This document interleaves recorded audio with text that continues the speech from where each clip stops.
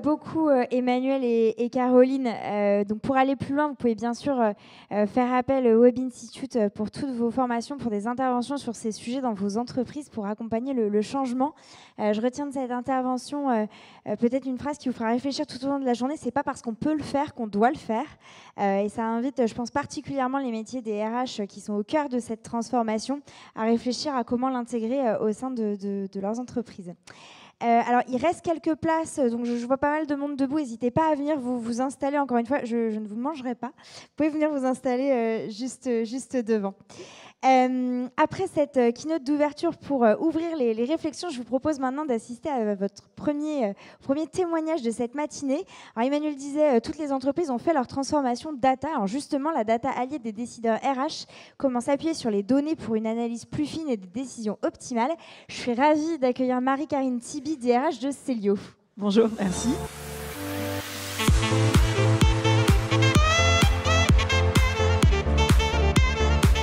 Bonjour à tous, ravi d'être là aujourd'hui. Donc, je vais faire une petite intervention très terre à terre du coup. On va revenir sur le terrain RH et certainement rejoindre un peu plus votre quotidien. Je pense qu'on rêve tous de l'IA, mais dans notre quotidien, on n'en a pas tant que ça aujourd'hui. Le constat aujourd'hui qu'on a fait, hop là, c'est la fin déjà. Voilà. La démarche que l'on a fait au sein de Célio, déjà, c'est qu'en effet, on a voulu accompagner cette transformation d'abord sur l'aspect data, avec une démarche qui est la suivante. Le premier, ça a été le constat, je pense qu'on l'a tous vécu en tant que RH, de désaccord avec la finance. Bon, quelle est la masse salariale brute? On donne un chiffre, la finance n'est pas d'accord, enfin bref. Donc vous l'avez tous vécu, et le problème de ça, c'est que si on n'a pas une qualité de data commune, on ne va pas pouvoir mettre en place une IA pour pouvoir faire des analyses et tirer le fil. Donc le premier constat, ça a été de dire qu'on a eu une mauvaise qualité de données, ou en tout cas qu'on avait des désaccords clairement identifiés. Donc l'année dernière, on a lancé un premier chantier hyper intéressant de définition commune avec la finance. Quand on parle de salaire, de masse salariale, par exemple, on met les apprentis, on ne met pas les apprentis, on met les provisions, pas les provisions, etc. D'ailleurs, maintenant, je mets des provisions dans la masse salariale, ce que je ne faisais pas avant, mais maintenant, il faut faire des compromis. L'idée, ce n'est pas de gagner, c'est simplement de se dire qu'on parle de la même façon et qu'on arrête de s'arracher les cheveux ou de se disputer en réunion, en COMEX, sur ce type de sujet. Donc, définition commune. Ensuite, au-delà de la définition commune, c'est aussi de donner du sens à nos équipes, parce que l'IA, oui, c'est génial. En revanche, quand en tout début de chaîne, vous avez un gestionnaire de paye qui enregistre votre CDD et qui vous l'enregistre en accroissement alors qu'il fait un remplacement, bah, la data et l'IA derrière ne vous servira pas à grand-chose parce que votre base ne sera pas bonne. Et aujourd'hui, je pense que vous le connaissez tous aussi, nos gestionnaires de paye qui sont à la base de cette chaîne, ils n'ont pas forcément conscience derrière de ce qu'on va faire et de l'erreur qui va être... Enfin, de l'impact de l'erreur qui potentiellement peut être faite. Parce que finalement, enregistrer un CDD, c'est leur quotidien. En revanche, ils ne se rendent pas compte de pourquoi il faut bien le faire. Je vous donne des exemples, mais c'est des exemples qui peuvent illustrer l'activité quotidienne de tous nos collaborateurs. Donc, il a fallu donner du sens, donc beaucoup de réunions avec les équipes pour leur expliquer le pourquoi et l'objectif que l'on va se donner. Donc cette première étape est faite. Donc maintenant, on est hyper copains avec la finance. Maintenant, les gestionnaires de paye ont conscience. Oui, je vous décris un monde idéal. Je vais vous raconter tout le bordel que c'est derrière. Hein. Donc dans ce monde idéal, tout le monde va bien. Donc voilà, bienvenue dans le monde de Célio, RH et finance du bonheur. Et donc les premières victoires, parce qu'on a quand même des premières victoires, c'est que vraiment, aujourd'hui, on parle un langage commun, on a des datas communes. Donc voilà, on en est là. Maintenant, il faut rentrer dans une culture data. Et ça nécessite en effet qu'au-delà de la fonction RH, il y ait une adoption de « je vais chercher de la data, j'essaye de comprendre ce qu'il y a derrière, à quoi peut me servir la data ». Donc rentrer dans une culture data-driven. Donc on en est encore là. Donc là, on est vraiment dans cette étape-là.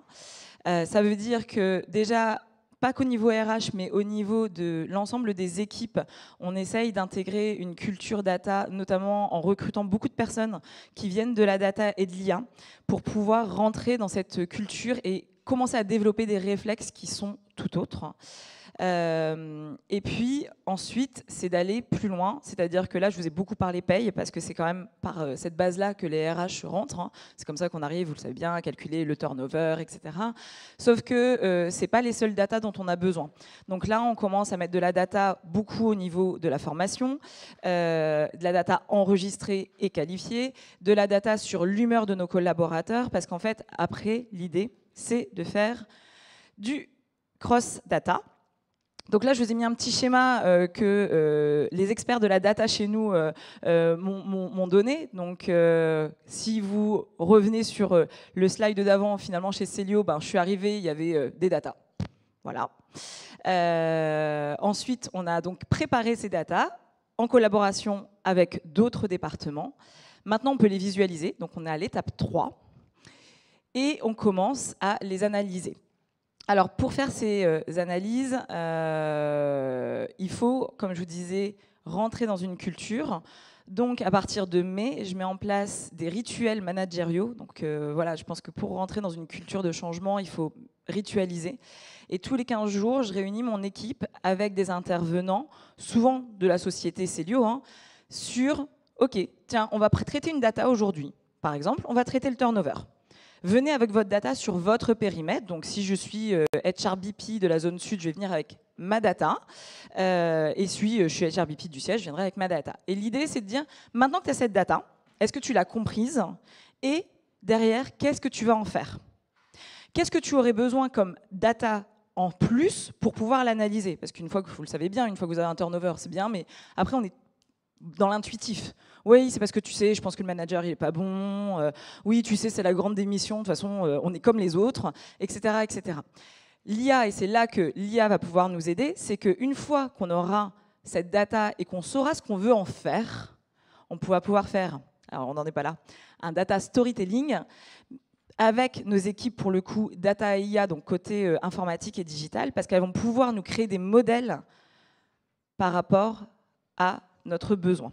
Donc, on est dans cette phase-là, que je vous encourage à faire, parce que je pense que le monde de l'IA est passionnant, on voit beaucoup de choses, donc il y a plein de sociétés qui nous démarchent, je pense qu'il y en a peut-être ici, et pas du tout contre vous, mais je pense qu'il faut aussi qu'on soit maître de ça, et d'être démarché par des sociétés, c'est très bien, et heureusement, elles avancent beaucoup plus vite que nous, et elles nous apportent beaucoup de choses, mais je pense que vraiment, en interne, il faut qu'on se pose la question de quel est notre besoin.